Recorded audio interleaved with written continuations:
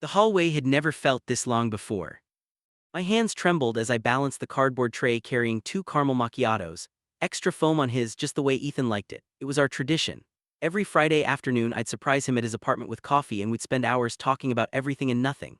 Sometimes we'd watch terrible reality TV. Sometimes we'd just exist in comfortable silence while he sketched in his art journal, and I graded papers from my composition class.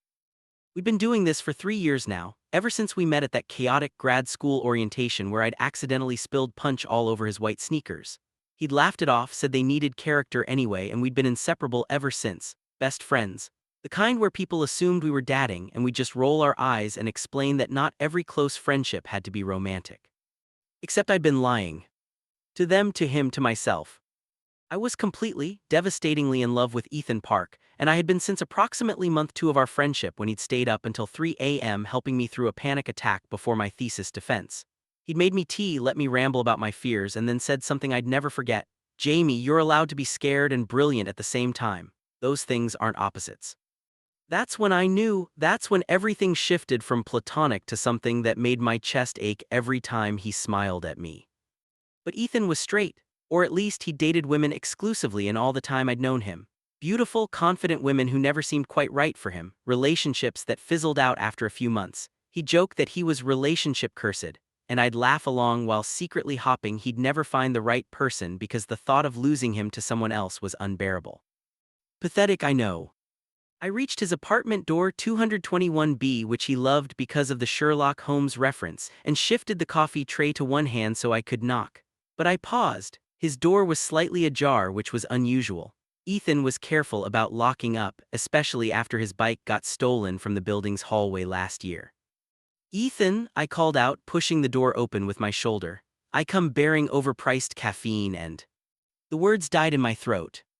The living room was dim, curtains drawn against the afternoon sun, but I could see clearly enough to see Ethan on the couch shirtless with someone else. A guy, dark hair, athletic build, someone I didn't recognize. They were tangled together, kissing like they were drowning and each other was air. The coffee tray slipped from my hands. The sound of 2 cups hitting hardwood floor was like a gunshot in the quiet apartment. Caramel macchiato spread across the floor in a beige puddle, foam dissolving into nothing. Both of them jerked apart. Ethan's face went through about 5 emotions in 2 seconds. Surprise, confusion, recognition, and then something that looked like pure terror. "Jamie."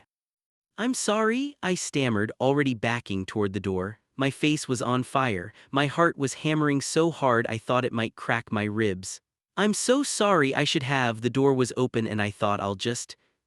Wait, Ethan scrambled off the couch searching for his shirt.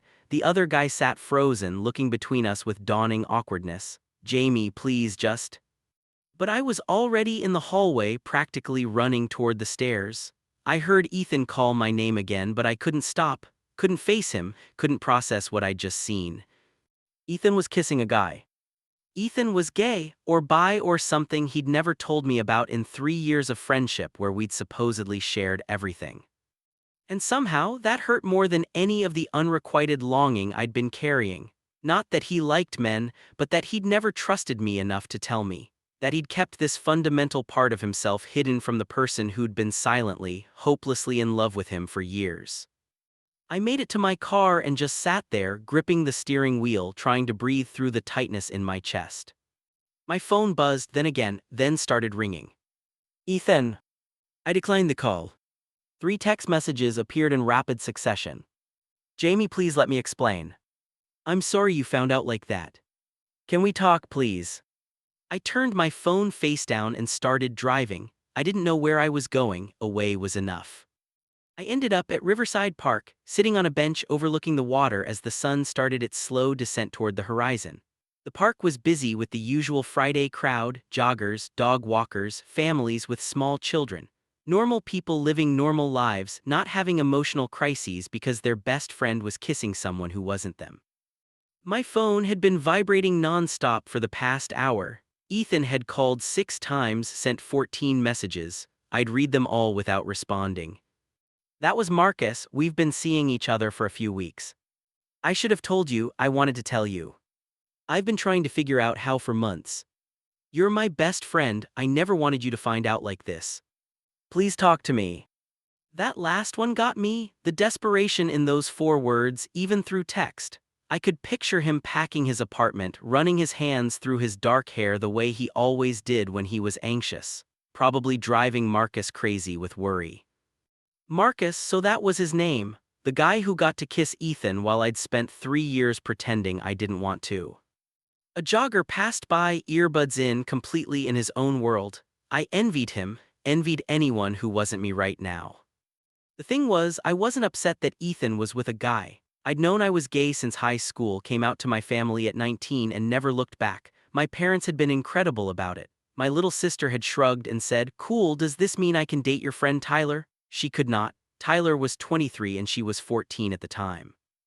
No, what hurt was the secrecy, the lies of omission.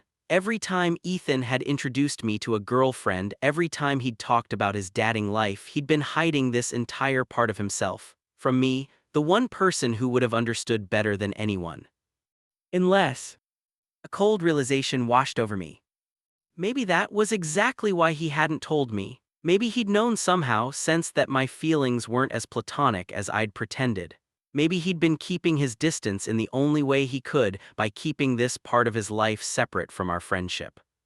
Maybe I'd been so obvious that he'd had to hide himself to maintain boundaries I didn't even know I was violating. The thought made me feel sick. My phone rang again, not Ethan this time, my sister Maya. "Hey," I answered, trying to sound normal. "You sound like someone kicked your emotional support dog," she said immediately. Maya had always been too perceptive for her own good. She was 21 now, in her senior year at State, studying psychology because of course she was. What happened? Nothing, just a weird day. Jamie, her voice went soft but firm, the tone she used when she wasn't letting me deflect. Talk to me. And somehow, sitting on that park bench with the sun painting the sky in shades of amber and rose, I told her everything. About being in love with Ethan. About walking in on him with Marcus. About the 3 years of secret longing and the sharp pain of betrayal I had no right to feel. She listened without interrupting, which was very unlike Maya but appreciated nonetheless. When I finished, she was quiet for a moment. Then, "Okay, so I'm hearing 2 separate issues here. One is that you're hurt because your best friend didn't tell you he's attracted to men. 2 is that you're in love with him and seeing him with someone else broke your heart." Yes. When you say it like that, it sounds so clear. Yeah, that's because it is. Look, the first thing is valid. If you've been as close as you say, it makes sense to feel hurt that he kept something important from you. But Jamie, you've been keeping something from him too, for 3 years. You don't have the moral high ground here. I opened my mouth to argue, then closed it. She was right. God, I hated when she was right. "The question," Maya continued, "is what do you want to happen now, because you can't keep avoiding him forever." Well, you can, but it would be emotionally immature and you'd lose someone you care about. "I don't know what I want," I admitted. "I'm just confused and hurt and I don't know how to face him." "Do you want to stay friends with him?" "Yes, of course. Even if he's dating this Marcus guy." The question hit like a physical blow. I don't know." "Then that's what you need to figure out," Maya said gently, "because Ethan deserves a friend who can be happy for him. Not someone who's secretly bitter about his relationship. And you deserve to either process your feelings and move forward or be honest about them and let things change. Staying in this limbo is just going to hurt you both." She was right again. I told her I loved her and hung up, staring out at the water as it reflected the dying light. I didn't go home that night. Instead, I checked into a cheap hotel near the highway, the kind with scratchy sheets and a neon sign that buzzed loud enough to hear through the walls. I needed space for my own life, distance from the Jamie who'd walked into that apartment expecting coffee and easy conversation and found his entire reality shifted. But I couldn't sleep. Every time I closed my eyes, I saw them, Ethan and Marcus, wrapped around each other, the kind of intimacy I'd imagined but never dared to reach for. Around 2 a.m., my phone buzzed with a new message. Ethan again, but different this time. "I'm not going to keep bothering you, just, I'm here when you're ready to talk. I miss you, I'm sorry." The simplicity of it cracked something in my chest. I typed and deleted 5 different responses before finally settling on, Tomorrow, coffee shop on Maple Scent, 10 a.m. His response came within seconds, I'll be there. I arrived 15 minutes early, ordering a black coffee I didn't want and claiming a corner table where I could see the door. My leg bounced nervously under the table. I'd rehearsed what I wanted to say about 100 times, but every version sounded wrong, too accusatory, too vulnerable, too dishonest. Ethan walked in at 9:58 because of course he did. He was always exactly on time, a trait I'd found endearing until this exact moment when I wanted more time to prepare. He looked terrible, dark circles under his eyes, his usual neat hair messy like he'd been running his hands through it all night, wearing a rumpled hoodie I'd given him last Christmas. He spotted me immediately, his expression something between hopeful and terrified. Hi, he said quietly, sliding into the seat across from me. Hi. Silence stretched between us, awkward and painful. This was Ethan, the person I could talk to about anything, who knew my worst habits and biggest fears and had never judged me for any of it. And suddenly we were strangers making excruciating small talk with our eyes. I'm sorry, he started, the words tumbling out fast. I'm so sorry, Jamie, you shouldn't have found out like that, I should have told you. Why didn't you? I interrupted. 3 years, Ethan, we've been friends for 3 years and you never said anything. I came out to you within, a month of knowing you, and you never thought to mention that I gestured vaguely, unable to find the right words. I didn't know, he said, and there was such raw honesty in his voice that it stopped me cold. Not for sure, not for a long time. What do you mean? He wrapped his hands around the coffee cup I didn't realize he'd ordered, staring into it like it held answers. I dated women because that's what I thought I was supposed to do, it's what made sense, and they were nice, I cared about them, but something always felt off, like I was playing a role I'd memorized but didn't quite understand. I stayed quiet, letting him talk. Then about 8 months ago I met Marcus at a gallery opening. We started talking about art and he was funny and smart, and Ethan's voice dropped. And I couldn't stop thinking about him. I told myself it was just friendship, just admiration, but then he asked me out and I panicked, said no, went home and had this complete existential crisis on my bathroom floor at 3 in the morning. Despite everything, I almost smiled at the image, very Ethan. I've been trying to figure myself out since then, reading, thinking, talking to a therapist. Marcus and I ran into each other again last month and he asked if I'd reconsidered, and I realized I had to stop being terrified of what it might mean and just see. And you couldn't tell me any of this, I asked, adding how my voice cracked slightly. Your best friend. Ethan finally looked up at me and the pain in his eyes was almost unbearable. I wanted to, God, Jamie, I wanted to tell you so badly. You were the first person I thought about telling, but I was scared. Of what? Did you think I'd judge you, after everything we've been through? No, he leaned forward urgently. Not that, I was scared because, he took a shaky breath, because you're the most important person in my life, and I was terrified that if I told you something would change between us, that you'd see me differently or worse, that I'd realize my feelings for you were more than. He stopped abruptly, eyes going wide like he'd said too much. The coffee shop noise, the hiss of the espresso machine, the chatter of other customers, the indie music playing overhead, all faded to white noise. More than what? My heart was pounding so hard I was sure he could hear it. Ethan closed his eyes. Nothing, forget I said that. Ethan. Can we just? No, my voice came out firmer than I expected. You don't get to drop something like that and then take it back. More than what? He looked at me for a long moment, something desperate and vulnerable in his expression, then so quietly I almost missed it, more than friendship. The world tilted. What are you saying? I whispered. I'm saying that one of the reasons I've been so confused is because the person I think about constantly, the person who makes me laugh harder than anyone else, the person I want to tell about every stupid thing that happens in my day, it's you, Jamie. It's always been you. And I didn't know if that was romantic or if I was just confusing really deep friendship with something else, and I was terrified of ruining what we have by crossing a line I couldn't uncross. I couldn't breathe, couldn't think, 3 years of hidden longing, and he was saying. But Marcus. Marcus is great, Ethan said quickly. He's been patient while I figure things out, but we've only been on a handful of dates. It's not serious. Yesterday was actually our first. He stopped, looking embarrassed. What you walked in on was our first time, really? Yeah. So why him? The question came out more bitter than I intended. If you had feelings for me, why date someone else?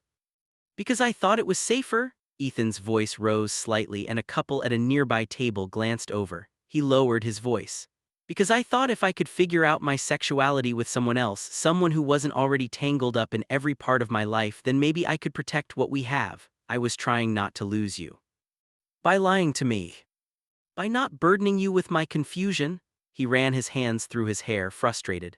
Jamie, you're my best friend. What was I supposed to say? Hey, I think I might be bi or gay or something, and also I might have feelings for you, but I'm not sure, so let me just experiment while you watch and hope I don't ruin everything. When he put it that way, you should have trusted me, I said, but the anger was draining out of me, replaced by something more complicated.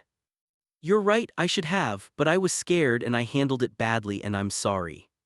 We sat in silence for a moment. Outside the window, the city was waking up properly, people rushing to work, living their uncomplicated Friday mornings. I need to tell you something, I heard myself say. And you're going to hate me for not saying it sooner, but if we're doing honesty now, then. Ethan looked at me with those dark eyes I'd memorized every shade of. Okay. I'm in love with you. The words tumbled out, and once they started, I couldn't stop them.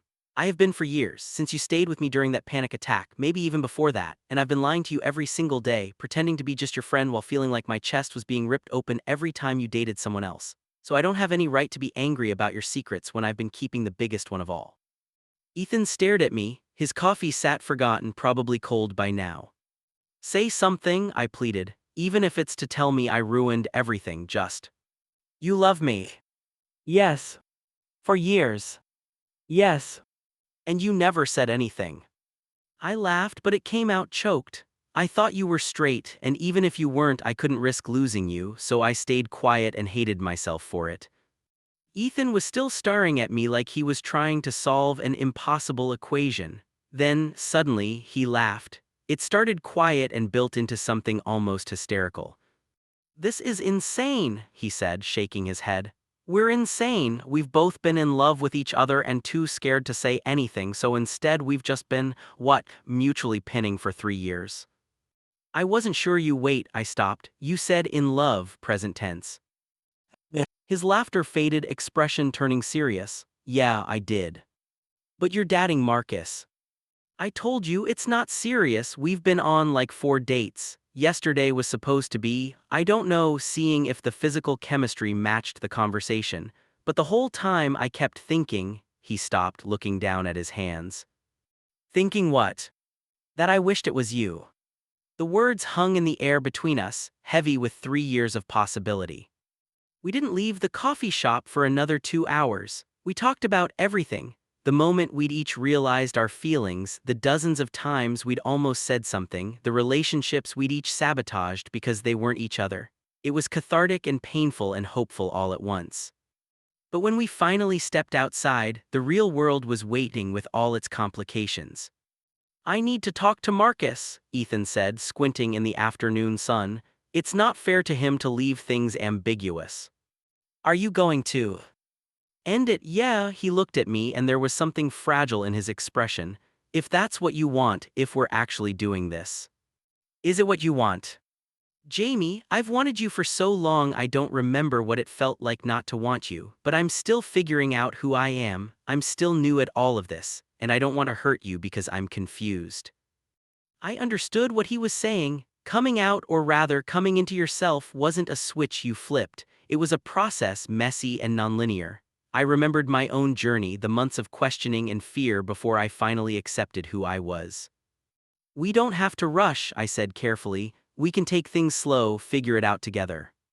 You'd be okay with that, after 3 years of waiting. Ethan, I'd wait another 3 if it meant having you at the end of it, but I'd rather we just tried, really tried, without hiding or pretending or being scared of ruining things. They're already ruined in a way, we can't go back to what we were. No, he agreed softly, we can't. We stood there on the sidewalk, close but not touching, the space between us electric with possibility and uncertainty. I'm going to go talk to Marcus now, Ethan said, and then, can I come over tonight to your place? We can order terrible takeout and actually talk about what this means. I'd like that. He smiled, that real smile that crinkled the corners of his eyes, the one I'd been in love with for years. Then he did something that stopped my heart. He reached out and laced his fingers through mine, right there on the busy sidewalk with people passing by. "I'm terrified," he admitted, "but I'm done running from this." I squeezed his hand. Me too. The hours between leaving the coffee shop and hearing Ethan's knock on my apartment door that evening were the longest of my life. I cleaned compulsively, dishes, floor, even reorganized my bookshelf, which absolutely didn't need it. Anything to keep my hands busy and my mind from spiraling. What if he changed his mind? What if talking to Marcus made him realize he wasn't ready? What if? But at 7:47 p.m. there was a knock. Not the confident knock of a friend who'd been here 100 times, but something more hesitant. I opened the door to find Ethan holding a bag of Thai food from our favorite place. The one we'd discovered 2 years ago during a rainstorm when we'd gotten hopelessly lost trying to find a different restaurant. "I got your usual," he said, "extra spring rolls." "How did it go?" I asked, stepping aside to let him in. He set the food on my small kitchen counter, not quite meeting my eyes. Harder than I thought. Marcus was really understanding, actually, almost too understanding. He said he could tell my heart wasn't completely in it, that I talked about you too much. "I'm sorry." "Don't be." He was right. Ethan finally looked at me. "Jamie, I ended things with him completely because I don't want to start something with you while I'm still tangled up with someone else. I want to do this right." "Do what right exactly?" I asked, needing to hear him say it clearly. "This us." He took a step closer. "Dating you officially, if you still want that after everything." "You're really asking me that, after I told you I've been in love with you for 3 years?" A small smile tugged at his lips. "Fair point, but I needed to check, give you an out if you'd changed your mind." "I haven't changed my mind, have you?" "No." He was close now, close enough that I could see the flecks of gold in his dark eyes, the slight stubble on his jaw because he'd probably been too stressed to shave properly. "But I'm still scared. I'm scared I'll mess this up. I'm scared I'm not ready. I'm scared of hurting you." "Being scared is okay," I said, echoing words he'd once told me. "You're allowed to be scared and brave at the same time. Those things aren't opposites." He laughed, recognizing his own advice thrown back at him. "When did you get so wise?" "I had a really good friend who taught me." The moment stretched between us, charged with 3 years of wanting and waiting. I could feel my heart hammering against my ribs, could see Ethan's chest rising and falling with nervous breaths. "Can I kiss you?" he asked quietly. "I've been thinking about it for 8 months and I really, really want to kiss you." Instead of answering, I closed the distance between us. Kissing Ethan was nothing like I'd imagined. I'd pictured it 1,000 times, soft and tentative, or passionate and desperate, or sweet and perfect. But reality was better than any fantasy. His lips were warm, his hand came up to cup my face with a gentleness that made my chest ache, and he kissed me like he'd been wanting this just as long as I had. When we finally broke apart, both breathless, he rested his forehead against mine. "Wow," he whispered. "Yeah," I agreed, eloquent as always. "The Thai food is getting cold." "I don't care." He laughed, and I felt it vibrate through his chest. 3 years of pinning and you're going to let pad Thai get cold? "For you, absolutely." We kissed again, softer this time, taking our time to learn the shape of each other. 3 years of friendship meant I knew almost everything about Ethan, but this was new territory, vulnerable and thrilling. Eventually, we did eat the Thai food, sitting on my couch with our knees touching, still getting used to being allowed to be close like this. We talked about logistics, telling our friends, navigating this shift from friendship to relationship, what it meant that Ethan was still figuring out his sexuality. "I don't have all the answers," he admitted, twirling lo mein around his fork. "I know I'm attracted to you, I know I'm attracted to men in general, but labels feel complicated right now." "That's okay," I assured him. "You don't have to have everything figured out, we can figure it out together." "What if I change my mind? What if I wake up in 6 months and realize I'm not?" "Ethan," I caught his hand, stilling his anxious fidgeting. "What if you don't? What if this is exactly what you've been looking for? You can't live your life based on worst-case scenarios." Says the guy who triple-checks that his oven is off before leaving the house. "That's different, that's about fire safety." And this is about heart safety, he countered, which is arguably more important. He had a point, but I wasn't conceding it. Look, I can't promise this won't be complicated. Coming out is hard, figuring out your identity while in a new relationship is hard, but I'd rather do hard things with you than easy things with anyone else. Ethan set down his food and shifted to face me fully. How are you so sure about this, about us? Because I've had 3 years to be sure, I said simply. And because even when I was convinced it was hopeless, even when I was trying to move on, I couldn't. You're it for me, Ethan, have been for a while. His eyes were bright with unshed tears. I don't deserve you. Shut up, yes you do. Jamie. No, listen to me. I took both his hands in mine. You're kind and talented and funny and you make me want to be better than I am. You're also stubborn and you overthink everything and you're terrible at washing dishes properly. I am not. You leave food stuck on them, it's gross. I smiled to soften the words. But even with all of that, even with the mess and the complications and the uncertainty, I want this, I want you, so please stop trying to talk me out of it. He was quiet for a long moment, just looking at me with an expression I couldn't quite read. Then, I love you. The words were quiet but clear, real. You love me, I repeated, needing to hear it again. I love you, he said, stronger this time. I think I have for a while, but I was too scared to call it that. But yeah, I love you, Jamie. I kissed him again, tasting salt from tears I hadn't realized were falling, mine or his.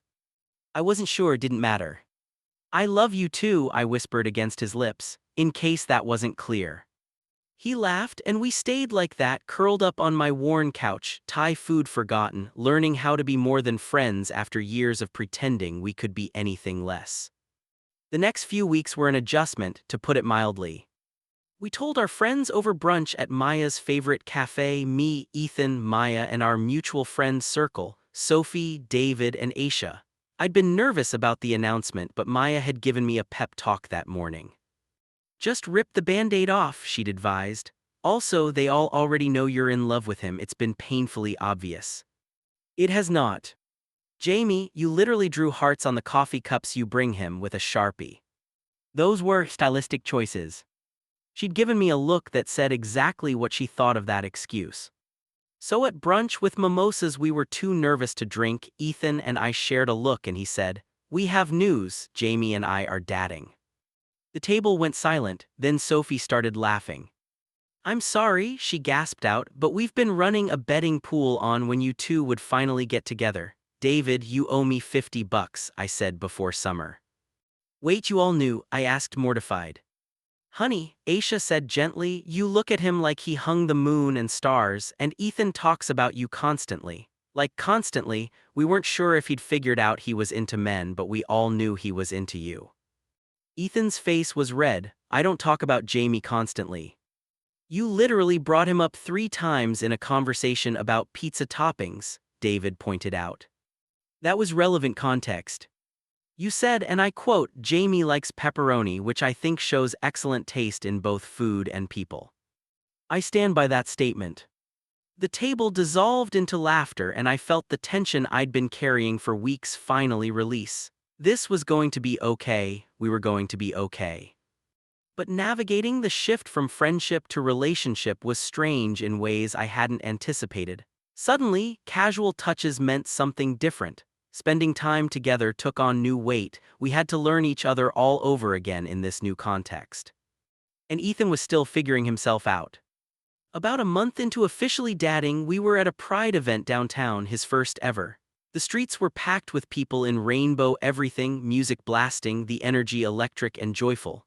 Ethan had been quiet, taking it all in with wide eyes.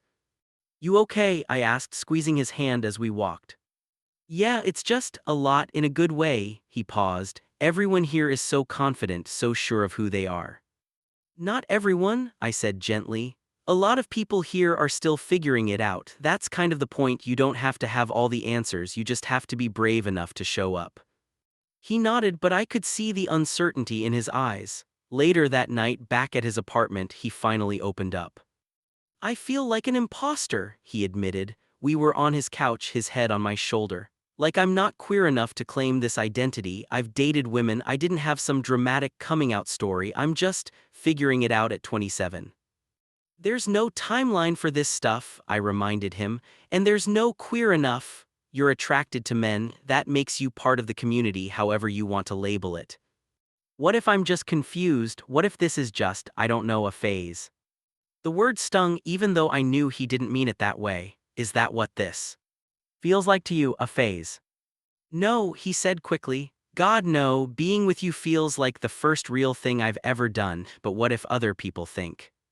Ethan, I shifted so I could look at him properly. Other people's opinions don't get a vote in your identity, not your sexuality, not your relationship, not any of it. The only thing that matters is how you feel.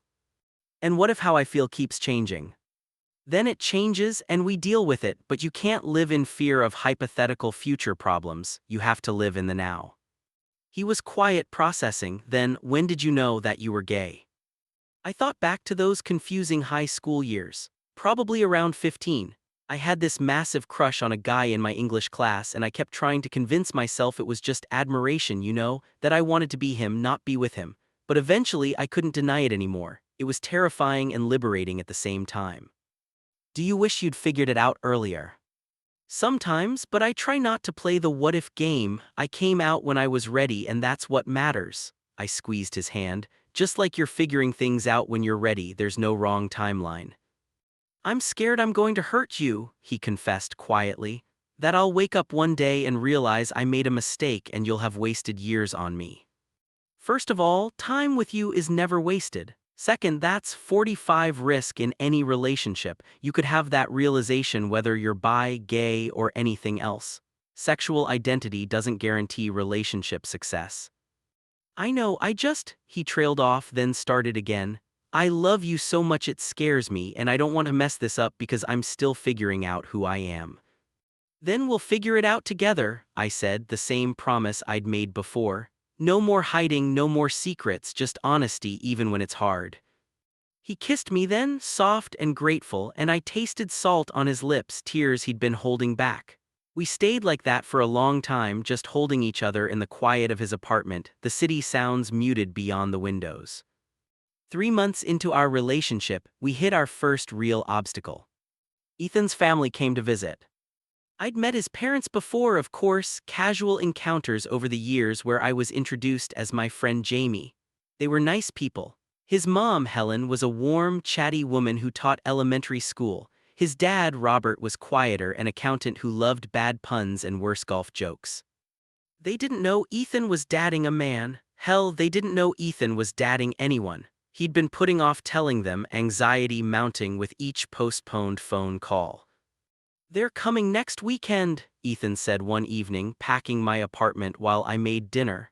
And they want to take us out to dinner. They specifically said they want to see me and that Jamie they've heard so much about. Okay, I said, carefully stirring pasta, so we tell them. Just like that, hey mom and dad, surprise, I'm bi and dating my best friend. I mean, maybe phrase it better, but yeah. He stopped packing to look at me incredulously. You make it sound so easy. It's not easy, but it's simple. Either you tell them or we spend the weekend lying, and I really don't want to go back to lying. What if they hate me? What if they disown me? Will they? I asked. Based on what you've told me about them, do you really think they'll disown you? He slumped against the counter. No, probably not. My mom's best friend is gay and she's always been supportive of LGBTQ+ rights, but this is different. This is their son. Exactly, you're their son and they love you. That doesn't just disappear. You sound very confident for someone whose parents reacted by buying pride flags and asking invasive questions about your dating life. I laughed despite the tension. My parents had been overwhelming in their acceptance, to the point where my mom had tried to set me up with every gay man she knew within a 50-mile radius. Okay, fair, but even if they struggle initially, they'll come around, and I'll be there with you. You will. Of course, unless you don't want me there. No, I do, I don't want you to have to deal with any awkwardness or potential homophobia or… Ethan, I interrupted gently, I'm dating you, that means dealing with the good and the challenging, I'm not going anywhere. The dinner was scheduled for Saturday at a nice Italian place downtown. I changed shirts 3 times before settling on a button-up that Maya said made me look relationship appropriate but not trying too hard. That's a thing, I'd asked. Trust me, she'd said, straightening my collar. You've got this. And if his parents are weird about it, you have full permission to be petty in subtle ways. Not too petty you're trying to make a good impression, but like, strategically petty. That's terrible advice. That's sibling advice, there's a difference. Ethan picked me up at 6 and I could see the tension in the set of his shoulders, the white-knuckle grip on the steering wheel. We don't have to do this tonight, I offered. We can tell them you're not feeling well, reschedule. No, he said firmly, I'm done hiding, I'm terrified, but I'm done hiding. His parents were already at the restaurant when we arrived, Helen in a cheerful yellow dress, Robert in slacks and a polo shirt. They waved enthusiastically when they spotted us. Jamie, Helen pulled me into a hug before I could even say hello. It's been too long, Ethan's told us you helped him get through that awful project deadline last month, you're such a good friend. The word friend hung in the air, Ethan and I exchanged a glance. We made it through appetizers on small talk, Helen's students, Robert's golf game, my teaching load at the community college. But I could see Ethan getting more tense with each passing minute, his smile more strained. Finally, as our entrees arrived, Helen said, So, Ethan, are you dating anyone? You've been so secretive lately. I was starting to think you'd joined the witness protection program. Mom, Ethan set down his fork carefully. Actually, yes, I am dating someone. Helen perked up immediately. Oh, tell us about her. Him, Ethan corrected quietly. I'm dating Jamie.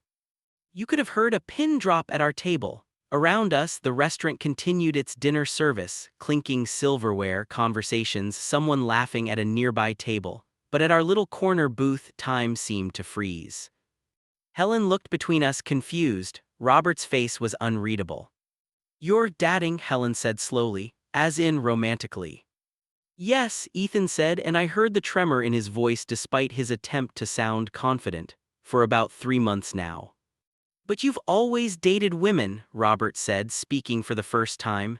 His tone was neutral, but I couldn't tell if that was good or bad.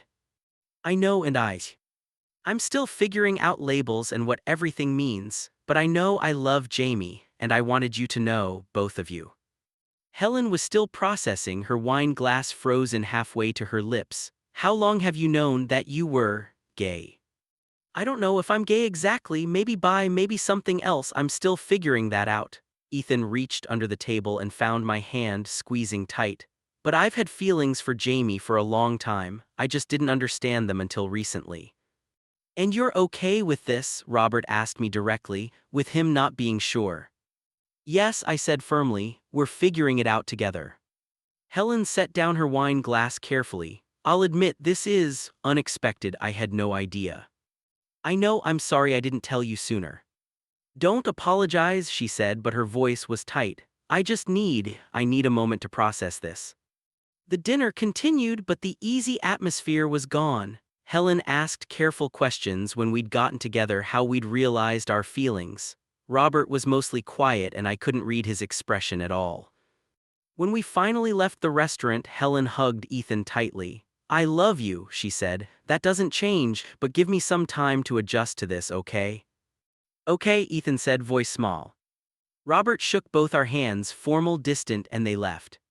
In the car, Ethan broke down. That was a disaster, he said, tears streaming down his face. Did you see how uncomfortable they were, how disappointed my mom looked?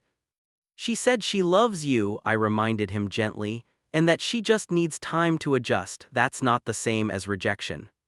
She couldn't even look at us properly, and my dad barely said anything. Some people need time to process, it doesn't mean they won't come around.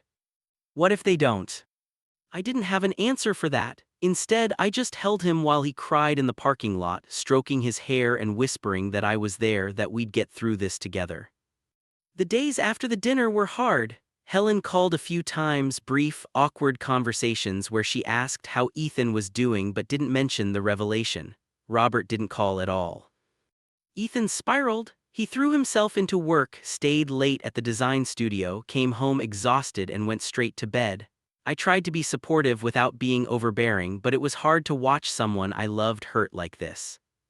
Maybe I should have waited, he said one night, staring at his untouched dinner. Told them when I was more sure of my identity. Would you have ever felt sure enough? I asked gently. He didn't answer. 2 weeks after the dinner, Helen asked to meet Ethan for coffee. Alone, he was terrified, convinced she was going to tell him she couldn't accept his relationship.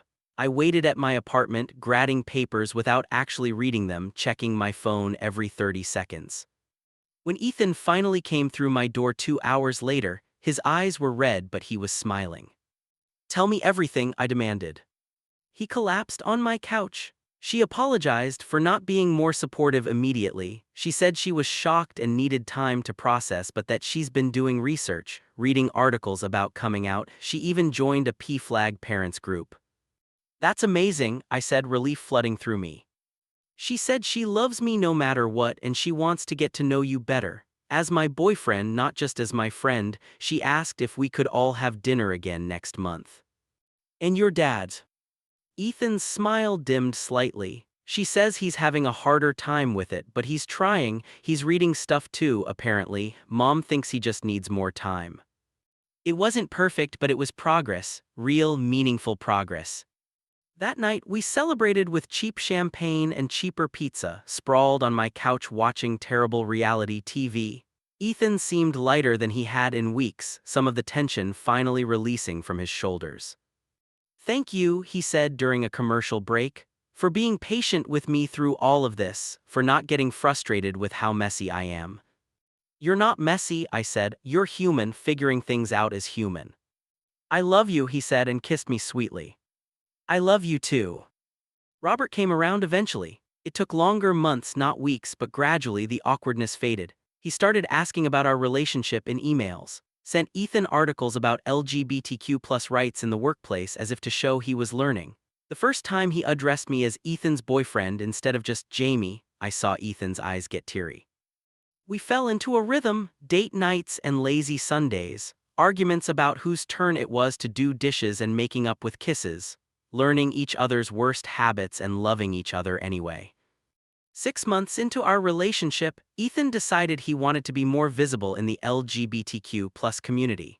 He started going to Pride events regularly, joined an online support group for people coming out later in life, even volunteered at a local LGBTQ+ youth center.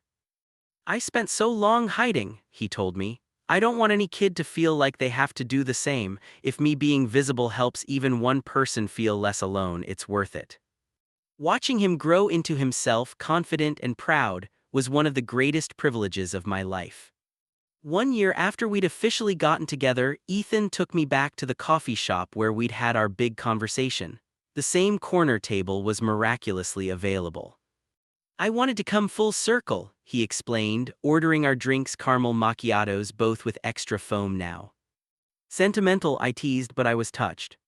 When we sat down, he pulled out his sketchbook, the same one he'd been carrying since college. He opened to a page and turned it toward me. It was a drawing of us, me and Ethan sitting on my couch, tangled together, laughing about something.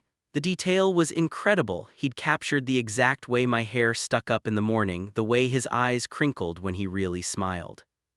At the bottom, in his careful handwriting, Year 1, here's to many more. I've been drawing you for years, he admitted. Pages and pages of you. I always told myself it was just practice, just capturing familiar subjects, but I think I knew even then, some part of me always knew. I traced the lines of the drawing, emotion clogging my throat. It's beautiful. You're beautiful, he reached across the table and took my hand. And I know I've said this before, but thank you for waiting for me, for being patient while I figured myself out, for loving me even when I was a mess. You're still a mess, I said, but I was smiling, but you're my mess. Romantic. I have my moments. We sat there in that corner booth, hands linked across the table, coffee going cold again, and I thought about the journey that had brought us here. The years of longing, the missed chances, the fear and confusion and eventual courage. Walking into Ethan's apartment and finding him with Marcus had felt like the end of something, the death of a fantasy I'd been carrying for 3 years. But really, it had been the beginning. The catalyst that forced both of us to be honest with ourselves and with each other. "What are you thinking about?" Ethan asked, thumb tracing circles on my palm. "That I'm glad I walked in at the wrong time," I said, "or maybe it was exactly the right time, just not in the way I expected." Very philosophical. "I have my moments," I repeated, and he laughed. We stayed in that coffee shop until they were closing, just talking and existing in each other's space. When we finally left, Ethan pulled me into a kiss on the sidewalk, right where we'd first held hands months ago when everything was new and terrifying. "I love you," he said against my lips. "I love you too." And walking down that street together hand in hand, I knew that whatever came next, whatever challenges or joys or complications, we'd face them together. No more hiding, no more fear, just us, honest and brave and choosing each other every single day. Epilogue 2 years later. The apartment Ethan and I moved into together was small, tucked above a used bookstore in the arts district. It had exposed brick, terrible water pressure, and neighbors who played saxophone at odd hours. It was perfect. We'd painted the bedroom together, a soft gray-blue that Ethan said reminded him of early morning light. His artwork covered every wall, mixed with photos of us. At Pride, at my family's Christmas dinner, at Maya's graduation, at the coffee shop on our various anniversaries. Life wasn't always easy. We had arguments about stupid things, leaving wet towels on the bathroom floor, whose turn it was to take out recycling, whether pineapple belonged on pizza, it didn't, no matter how much Ethan argued otherwise. But we'd learned to fight fair, to communicate, to choose love even when it was hard. Ethan had fully embraced his identity as a bisexual man. He still sometimes struggled with feeling queer enough, but he'd found community and confidence. He'd even started a mentorship program at the LGBTQ+ Youth Center, working with teenagers who were figuring out their identities. "Someone should have told me it was okay to not have all the answers," he'd said when he first proposed the program.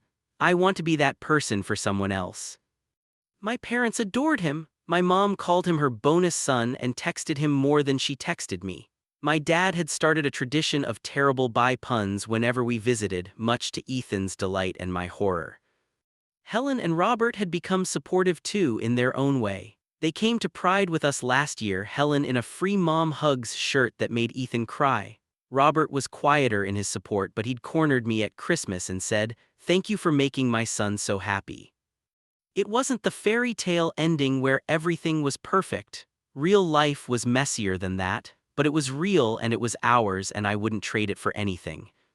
One evening, 2 years and 4 months after Ethan and I had officially gotten together, I was grading papers at our tiny kitchen table when he walked in carrying a package. "What's that?" I asked. "Open it and see." Inside was a frame. And inside the frame was the drawing he'd shown me at the coffee shop, us on the couch, laughing, tangled together, but he'd added to it.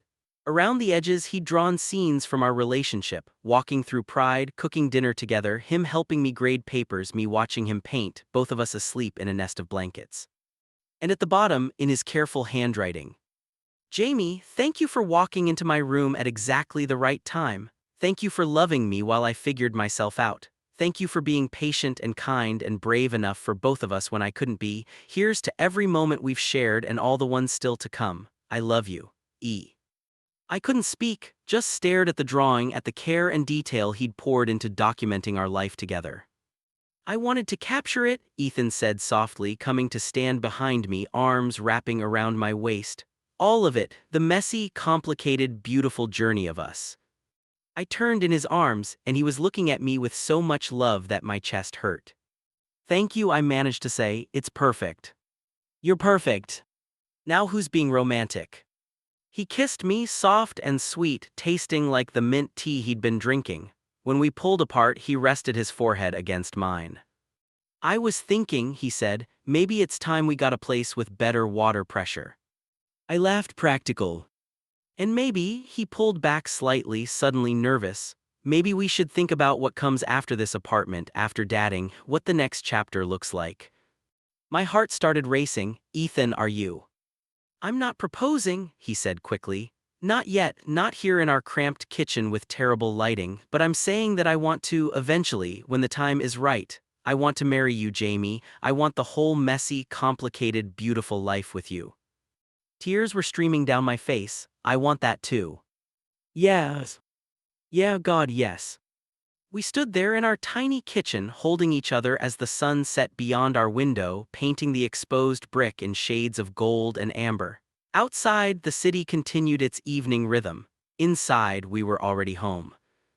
3 years ago, I'd walked into Ethan's apartment expecting coffee and conversation and found my entire world shifted. I'd been heartbroken, angry, confused, convinced that seeing him with someone else would be the thing that finally broke me. But instead, it had been the thing that saved us both, the moment that forced us to be honest, the catalyst that transformed 3 years of secret longing into something real and brave and ours. Sometimes the wrong time is actually the right time. Sometimes the ending you fear is actually the beginning you need. Sometimes walking in on your best friend kissing someone else is exactly what has to happen for you to finally admit you want to be the one he's kissing.